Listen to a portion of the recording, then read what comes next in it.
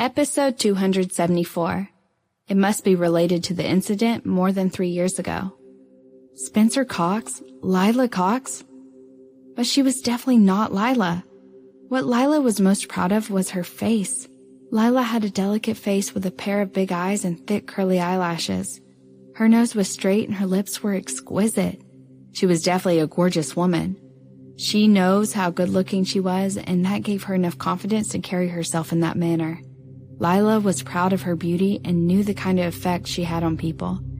She hardly used any makeup, but when she did, it accentuated her face and made her look more divine. Serena, too, was like that. Minimal makeup, just to highlight features. That was the one thing she and Lila agreed on when they were friends in her previous life. Both of them had a joke amongst themselves that they were blessed with real beauty and that saved them a lot of effort on makeup. But this Spencer Cox looked like the opposite. She had a thick layer of makeup on her face. She wore a bold, dark lipstick and had false eyelashes on her rather big eyes. Her look was very dramatic. The foundation on her face made her look extremely pale. A thick layer of powder caused the face to look a bit stiff, slightly surprising Serena. She initially thought that this woman was Lila, but seeing such a face, Serena was dazed. Faintly smiling back, she soon looked away, feeling extremely awkward.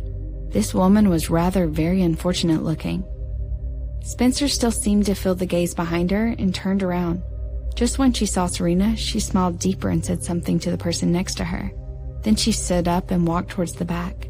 Serena felt that this woman did look a bit familiar. She had definitely seen this person before. However, she could not think of where. Just as she was wondering, Keith nudged her. Serena looked up with some doubts. At a glance, she saw Spencer, who was standing on the side with a curvy body. Spencer had rushed to Serena and said, "You must be Miss Robinson." "I'm so sorry, President Serena." "Great to see you here. My name is Spencer Cox. I am the COO of C.E. Cox Enterprise." Serena stood up and felt like a bean sprout in front of Spencer. She was 5 foot 5 inches tall and weighed almost 100 pounds. After giving her delivery, her cup size had gone to a C. At this moment, she was wearing a green off-shoulder evening dress, making her look fresh and artistic, but still serious enough for formal occasions. Although Spencer Cox was not very tall, considering her figure, she looked much curvier than Serena. Her royal blue maxi dress was covered with dazzling sequins. Under the light, her curves looked very hot, and the deep cleavage was even noticeable, making everyone want to glance down. Even Serena felt this way. She could not help but look at Keith. However, she saw that he was not moved at all, sitting on the side and looking straight ahead, neat and handsome. It seemed that he had felt her gaze. Raising his eyebrows, he seemed to be asking her, "What?" Serena shook her head and looked back at Spencer, reaching out a hand. "Hello, I'm Serena." Spencer shook her hand, smiled, and said, "I've heard great things about you, but we are bound to get this bid for Monroe Valley."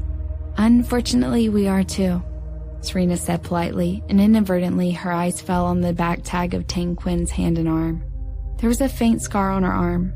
It seemed to be an old scar, wrinkled and slightly reddish. Covered with concealer, it did not look so serious. However, Serena once had such a scar on her face, and she recognized it at a glance. This was a burn. When noticing Serena looking at her there, Spencer twisted her hand and quickly took it back. "I hope there's a chance for us to cooperate. I must go now."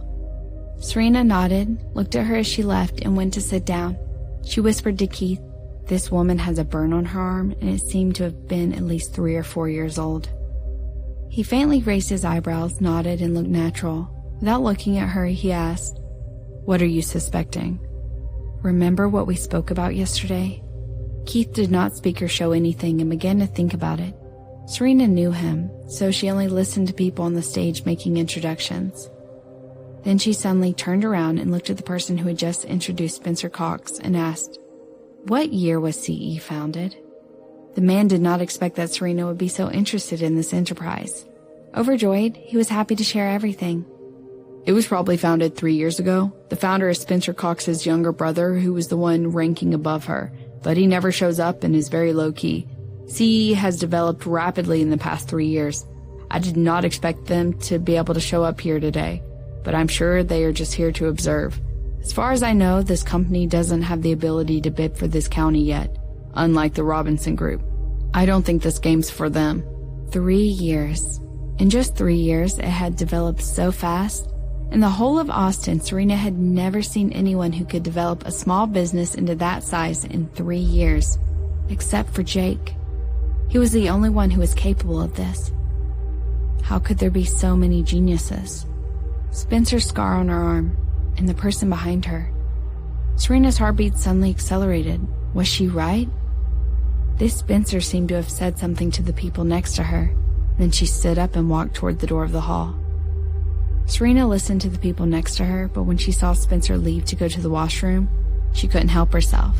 She smiled at the man next to her and said, "I'll go to the bathroom now." The man was a bit dazed. He blushed and nodded, "Oh, okay."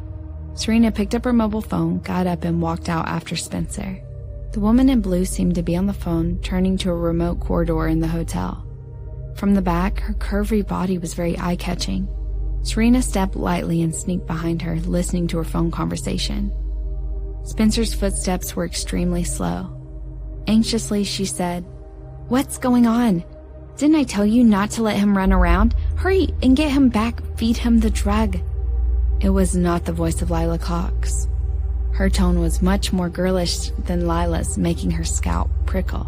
However, Serena had an inexplicable intuition. This person must have something to do with the thing more than 3 years ago. CE founding also coincided with the incident. Or was it just a coincidence? Cox Enterprise? Run by her younger brother? Jake? Could it be Jake? The brother was behind her. Would he be Jake? Would he be the husband she had been looking for and missing for so many years? Serena's heart pounded and she continued to listen to her. However, Spencer's voice seemed to slow down and her footsteps stopped. Serena was shocked and subconsciously wanted to hide, but the next second she felt a rough, big hand holding her mouth and pulling her to the back.